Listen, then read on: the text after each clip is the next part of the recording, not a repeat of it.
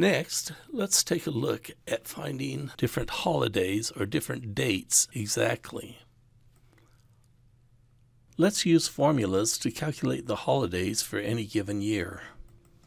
In B92, we calculate the 4th of July for the current year.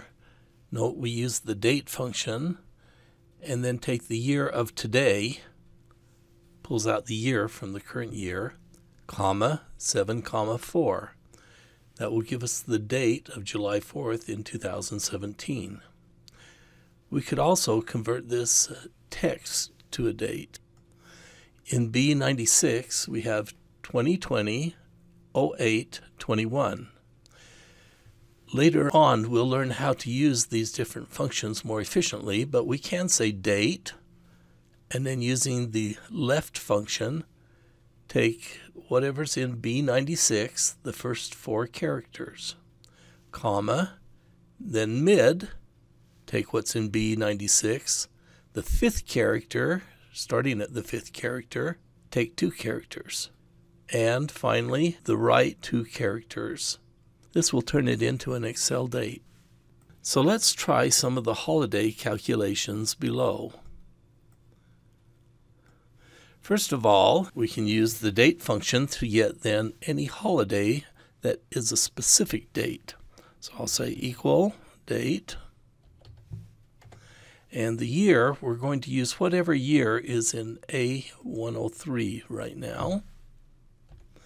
The month, in this case, is January because we're doing New Year's Day and the first day. And we click on it and we get January 1st, 2017. Now for the weekday, notice I'm just going to say equals whatever is in this cell. So it's going to have the exact same underlying data, but you notice it was formatted to show which day of the week it is, which is Sunday. So these 2 cells are exactly the same, but just the formatting is different. However, some holidays are the 3rd Monday in February or the 4th Thursday in November. We want to be able to create formulas that will also calculate these holidays. The book outlines a formula that works very well to do that using if statements. I want to use another formula that's very much like the books, except it will use a mod function. I'm going to copy the formula that's in H106 and paste it over here in E107. And then after I've done that, I'm going to replace the different things in the formula, such as year. That is going to be A103. Month, I double click on it to select it, is going to be February, the 2nd month. Likewise, over here under date, the year is going to be A103. The month will be the 2nd month.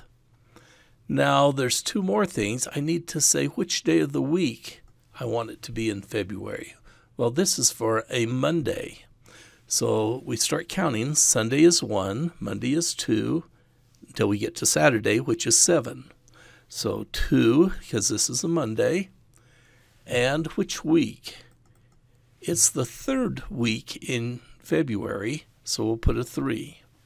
Now clicking enter, we get the date, February 20th, 2017. So we can pull out holidays according to which week, according to which day of the week and month to figure out what they are in a particular year. How to do these dates is explained here below. Another important formula that uses math on these dates is net workdays. It counts the number of working days between any 2 dates, including the very beginning date, and it will omit Saturdays and Sundays. There is an option, though, that we can also exclude any holidays.